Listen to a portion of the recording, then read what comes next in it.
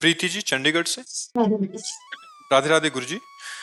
गुरुदेव, किसी अपने के द्वारा विश्वासघात और दिल को चोट पहुंचाने के बाद मन में एक अजीब सी कड़वाहट भर जाती है उसके प्रति, जिससे हमारे उसके साथ जो गलत व्यवहार किया है। अगर हमारे साथ कोई विश्वासघात करता है तो हमने किसी के साथ विश्वासघात किया है। हमारा पक्की बात मान लेना, आप संशय मत करना, क्योंकि अगर हमारे द्वारा कर्म नहीं बिगड़ा है तो हमारे साथ कोई कर्म बिगाड़ नहीं सकता। अवश्य में भोक्तव्यम कृतम कर्म शुभाशुभम, इसीलिए कहा जाता है अपने कर्मों को सुधारो। को न काहू के सुख दुख कर दाता, निज कृत कर्म भोग सुन भ्राता। कोई किसी को सुख दुख देने वाला नहीं, अपने कर्मों का भोग जीव को भोगना पड़ता है। तो हमारे साथ विश्वासघात आज हो रहा है और हम कल को भूल चुके हैं, लेकिन कल हमने उसके साथ विश्वासघात किया था, तभी वो हमारे साथ विश्वासघात कर रहा। पक्का समझो, यहाँ हिसाब किताब बराबर करने के लिए आए हो तो कर लो, नाम जप करते हुए मुक्त हो जाओ। अब अगर उसकी निंदा करो, अब आप उसके आगे कार्यक्रम करो तो नया संस्कार बनेगा, वो आपको भोगना पड़ेगा। बिना हमारा कर्म बिगड़े कोई हमको दंड नहीं दे सकता, खुली आम बात है। अब हमको ज्ञान नहीं, बोले बेमतलब का उत्तर दे दिए, बोले कि तुम्हारे कर्म रहा होगा। अब चूंकि आपको ज्ञान नहीं है ना। अच्छा, अभी इसी जन्म की बात बताओ, 9 महीने माँ के गर्भ में रहे, आपको याद है कुछ? तो कितनी याद है? पूर्व जन्म की बात छोड़ो, हम इसी जन्म की कह रहे हैं। 9 महीना अपने माँ के गर्भ में हम सब रहे हैं, कुछ याद नहीं है कि क्या हालचाल थे आपके? माँ के गर्भ में कितना भयंकर कष्ट था, आपको पता है? मलमूत्र के बीच में कीड़े की तरह हम थे भाई। मलाशय मूत्राशय है उदर में, वहीं तो खोपड़ी के बल्ले से हमारा सृजन हुआ है।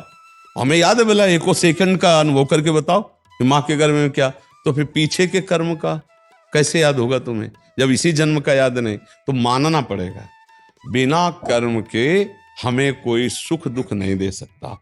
अगर जैसे मान लो कोई पुत्र आया, ऐसा पवित्र आचरण करता है, ऐसे कार्य करता है, माता पिता देख देख के सुखी होते नहीं होते? और एक ऐसा आता है कि जन्म से ही कष्ट देना शुरू कर देता है, पैसा बर्बाद करना शुरू कर, पूरा जीवन नरक कर देता है। क्या हुआ? एक कर्म को भुगताने के लिए आया, पाप कर्म को, तो दुख ही दुख देता चला गया। एक आया पुण्य कर्म को भुगताने के लिए, कि उसके आचरण देख देख कर, उसका व्यवहार देख देख कर माता पिता का हृदय शीतल होता है।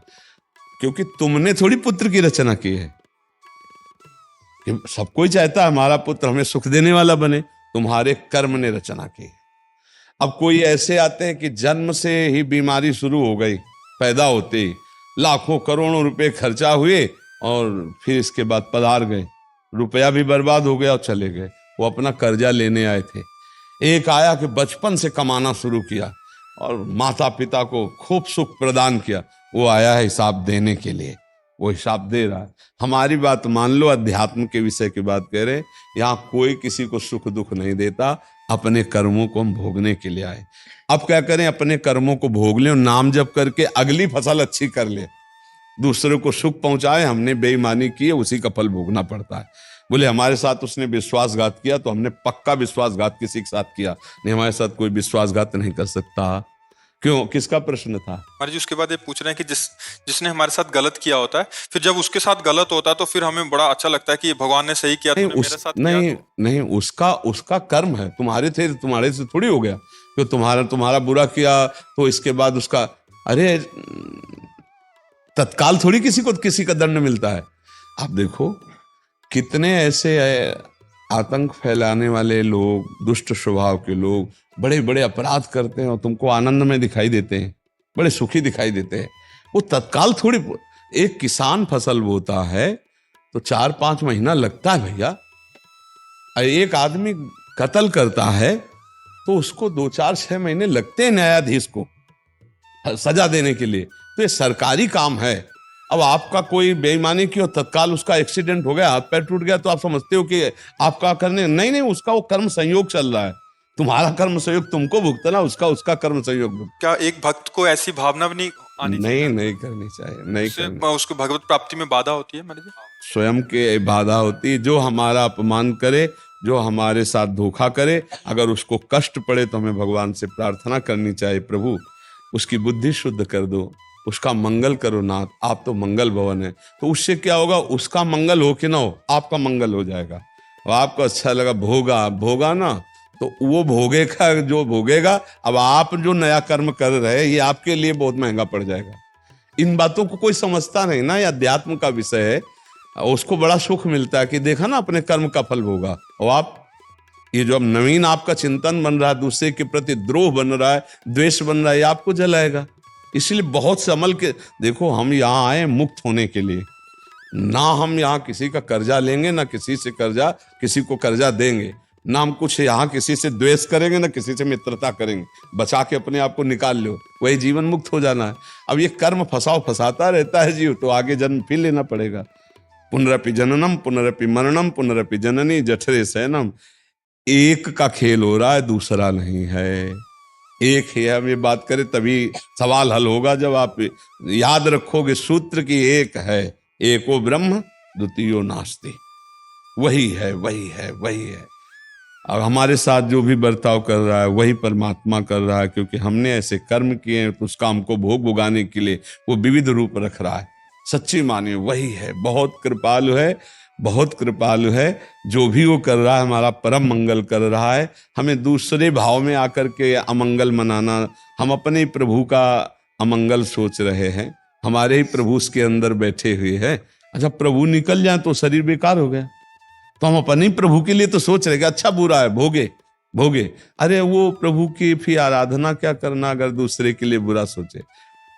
प्रहलाद जी को जब भगवान प्रसन्न हुए, तो प्रहलाद जी के हृदय में एक दुख था। उनका प्रभु कैसा भी हो, है तो मेरा पिता, और आपसे द्रोह किया और आपने उससे मारा, प्रभु क्या उसकी सदगति हो जाएगी उसने आपको? तो उन्होंने कहा, बेटा तुम्हारे जैसा पुत्र जिसके हुआ है, उसकी सदगति अगर 21 पीढ़ियां होती तो तर जाती। तो है तो 21 पीढ़ियां ही नहीं है, क्योंकि वो तो सृष्टि के नजदीक ही है, भगवत पार्षद स्वरूप है सृष्टि के नजदीक। कहा तुम्हारे जैसा पुत्र लेकिन प्रहलाद जी के हृदय में था ना कि मेरे पिता का उद्धार होगा कि नहीं, कल्याण होगा कि नहीं, क्योंकि प्रभु से द्रोह कर, भक्त के हृदय में द्रोह करने वाले के प्रति भी कल्याण भाव रहता है। और कितना सताया था हिरण्यकश्यप ने प्रहलाद जी को, पर प्रहलाद जी जब भगवान मिले तो बात क्या की कि मेरे पिता का कल्याण होगा कि नहीं, क्योंकि वो आपसे द्रोह करता था। तो उनका जिसे आप जैसा पुत्र उसका कल्याण नहीं। तो भगवान ने आंतों की माला डाल रखी थी उसके हिरण्यकश्यप की, तो ऐसे मान लो प्रश्नवाचक दृष्टि से देखा कि, तो उनका इन आंतों में अन्न पचा वीर्य बना, और तेरे जैसा माँ भागवत इसलिए मैं माला पहने हूं आंतों की।